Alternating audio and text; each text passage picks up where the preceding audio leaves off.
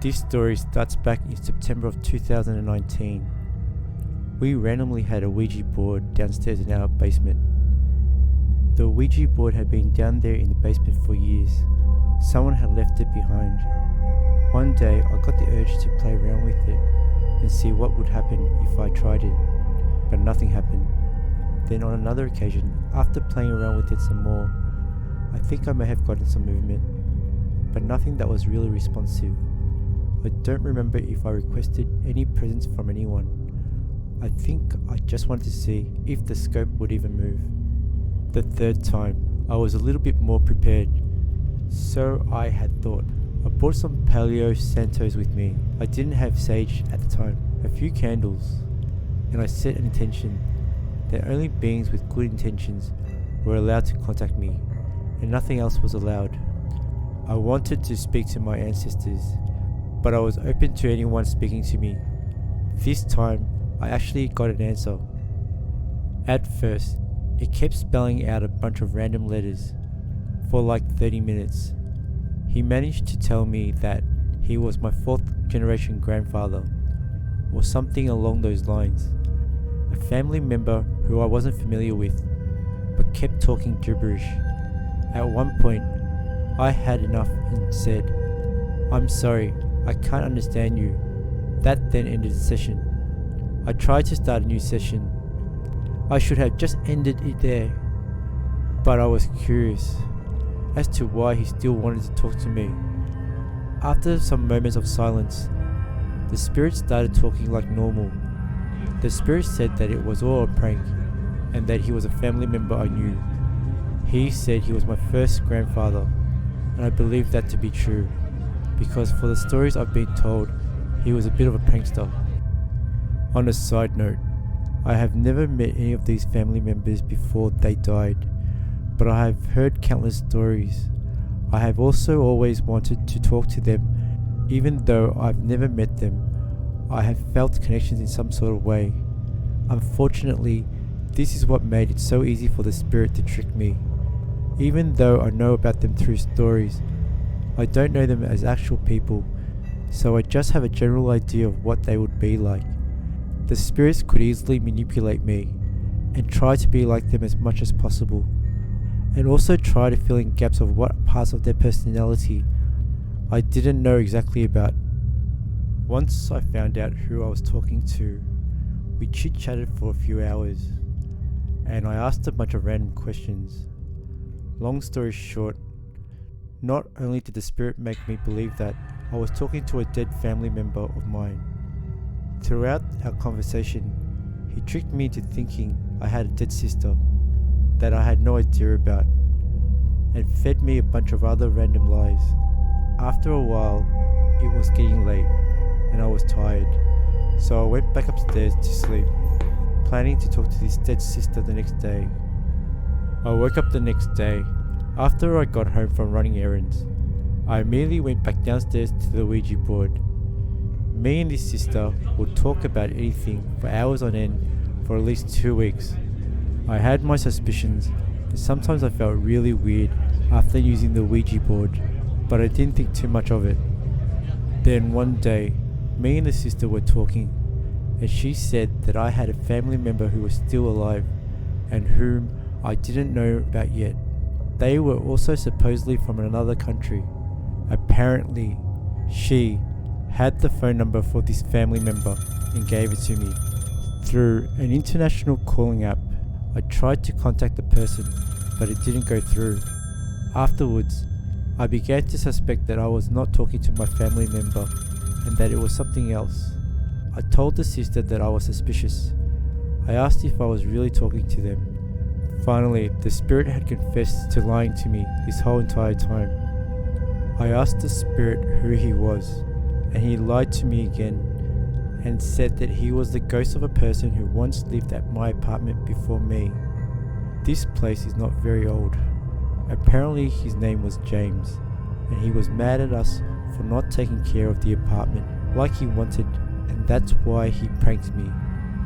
I didn't really believe this, especially since it's not like it's a hoarder's paradise around here.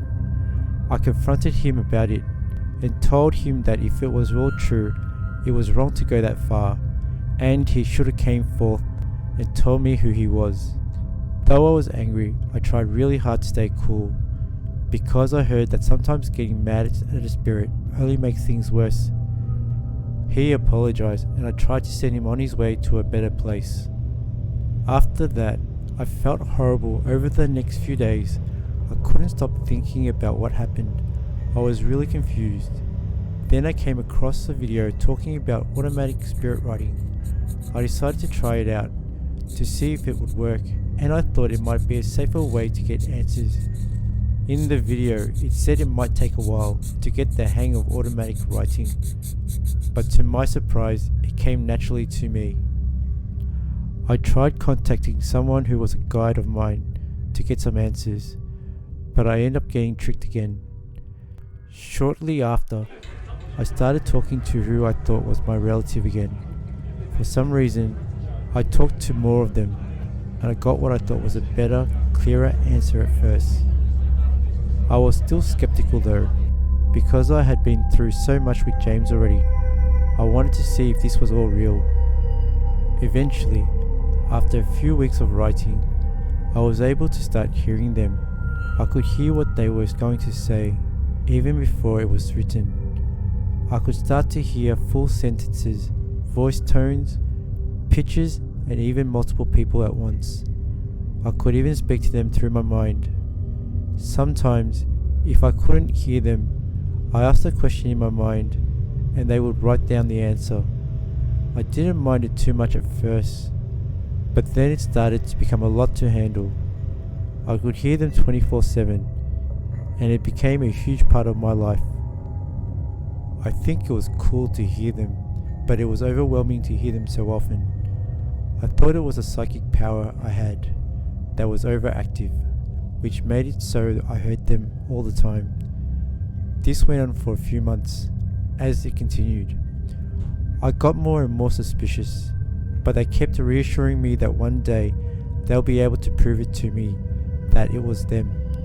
The entire time I felt something was off. I didn't know what it was. I knew James was still hanging around because I could hear him too. Then in December, my father passed away. Afterwards, the voices seemed to have stopped, and it was a great relief. After a while of not having anyone to talk to, I began to suspect that the entire time James was behind it all. I didn't think he could make it sound like I was hearing multiple voices, and even different tones, but it seemed to make the most sense at this point. I can't exactly remember when I came to that conclusion, but that conclusion has not changed since. Gradually, I started to hear voices often again, and now I'm hearing him 24/7, but it's as himself this time, no one else. Before, when I thought I was talking with my relative, we just chit-chatted all the time, even about the most mundane things. Now he just criticizes me and makes snarky comments. This may sound like a joke, but he does stuff like this to annoy me. If I even brush my teeth the wrong way, he'll make comments. It's really strange, but he'll do literally anything in his power to annoy me or even upset me. Nothing I have done to get rid of him has worked so far. I've tried prayers, that white light trick, sage, even different kinds of sage. I have stopped automatic writing, and even burning the notebook I used to do the writing in. The only thing I haven't done, and I'm really kicking myself in the rear for not doing, is burning the Ouija board. Back in October, I wanted to get rid of the board really bad. This entire time, I have not had a mentor or anything, so I have been going by the internet or what I think might help.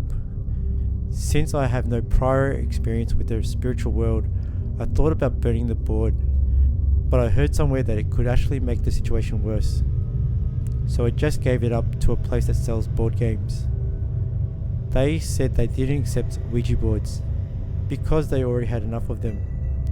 However, if you leave something there that wasn't accepted, they would just trash it and that's what I did. So most likely it was trashed, but it probably wasn't burnt. I'm really desperate for your help. This is not something I can live with for the rest of my life. I wish I knew what to do to make this all go away, but I don't. The worst part is that no one knows. I can't tell them about this in fear of people thinking I'm completely insane. I appreciate any words of wisdom at this point. So that comes to the end of today's story. I just want to say that I started doing this because I'm a big fan of horror and crime, but for whatever reason, horror movies don't really do it for me anymore. And reading horror stories, I can use my imagination. So if you know any scary stories, please post a link down below. Also, I'll be uploading new stories every single day, so please consider subscribing. Anyway, have a nice day.